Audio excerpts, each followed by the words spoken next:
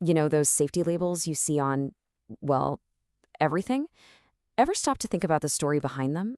Because it's usually not a story written in ink. It's written in blood. Today, we're going to pull back the curtain on the startling and often tragic truth about how we're protected from the products we use every single day. And that right there is the heart of it. The rules that keep our food, our medicine, and all our stuff safe didn't just appear out of some government committee's good idea. Nope. They were forged in the fire of public disasters, almost always after the damage was done. Which brings us to this really fundamental question. What does it actually take to get one of these safety laws on the books? Well, the answer, tragically, is often a disaster. To see what I mean, let's turn the clock way back to the start of the 20th century. Back then, the American marketplace was kind of like the Wild West. It was governed by this one single principle that put all, and I mean all, the risk right on you, the consumer. That principle was called caveat emptor. It's Latin for let the buyer beware. And it meant exactly that. If you bought some food that was spoiled or medicine that didn't work or something that was flat out dangerous, too bad. That was your problem. There was no FDA, no one you could call for help. So what changed all that? Well, the spark that lit the fire didn't come from a politician or a scientist. It came from a novelist. Upton Sinclair wrote this book called The Jungle, and his goal was actually to expose the horrible working conditions for immigrant laborers. But it was these stomach-churning details about how the food was made that really got the country's attention. And when I say stomach-churning, I am not kidding. Sinclair wrote about things like poisoned rats, sawdust, and yeah, even human limbs getting ground up and ending up in the meat supply. When the American public read this, they weren't just concerned, they were absolutely horrified. The outcry was so loud, so massive, that Washington had no choice but to act. And the result was the Pew Food and Drug Act of 1906. This was a landmark law. It set up the forerunner to today's FDA, and it made it illegal to lie on a label. A huge step forward, right? Yes, but it had a fatal flaw, a giant loophole. It didn't require companies to prove their products were safe before they hit the shelves. And that oversight was about to lead to a terrible disaster. For 30 years, that legal flaw just sat there like a time bomb waiting to go off. And then in 1937, it did, triggering one of the worst medical tragedies in American history. See, in 1937, a drug company wanted to make a liquid version of a popular antibiotic, mainly for kids with things like sore throats. A great goal, right? But the reality was a nightmare. To dissolve the drug and make it a liquid, the company's chemist used a toxic chemical, the kind you find in antifreeze. Why? Because it tasted sweet. And no safety tests were ever done.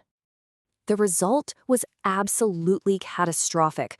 Over 100 people died, and many of them were just children being treated for simple infections. They died in agony because they'd been given a sweet-tasting poison. The human cost is just, it's hard to even wrap your head around. You can feel the despair in this quote from a doctor who lost 6 of his patients. He wrote that he prescribed a medicine to heal them, and instead, it killed them. Just unimaginable. Now, here's where the story gets completely absurd. The FDA knew this stuff was a deadly poison, but believe it or not, the law gave them no power to recall it just for being unsafe. Their only option was this bizarre technicality. The product was called an elixir, and back then, that word legally meant it had to contain alcohol. This one didn't. So they had to chase it all over the country and seize it for being mislabeled. They were hunting a labeling error, not a poison. It was insane. Well, the public outrage over this tragedy was immediate and it was overwhelming. This time, Congress finally closed that deadly loophole. They passed the 1938 Food, Drug, and Cosmetic Act, and for the very first time, it required companies to prove their drugs were safe before they could ever be sold. Okay, so by 1938, we've got laws for food and we've got laws for drugs. But what about literally everything else in your house? Your toaster, your power tools, your kids' toys. For decades, that whole world remained almost completely unregulated. And look at this gap, it's huge. It took until 1972, that's more than 65 years after that first Food and Drug Act, for the government to finally create an agency for general consumer products. That's the agency we now know as the Consumer Product Safety Commission, or the CPSC. And just like the FDA before it, the CPSC's powers have often been strengthened by crisis. Take 2007. There was this flood of popular toys coming from China that were tainted with lead paint. It caused a massive panic among parents and led to a gigantic number of recalls, showing just how weak our import safety system really was. So what do you think happened next? You guessed it, a new law. The very next year, Congress passed an act that slammed down much stricter limits on lead in children's products and seriously beefed up the testing requirements. Same pattern. So when you step back and look at all these moments in history, from filthy meat to deadly medicine to toxic toys, a really clear and kind of disturbing pattern starts to emerge. This chart just lays it all out, crystal clear. The connection is undeniable. A public shock, disgusting meat, a poisoned medicine, lead in toys, is immediately followed by a specific corrective law.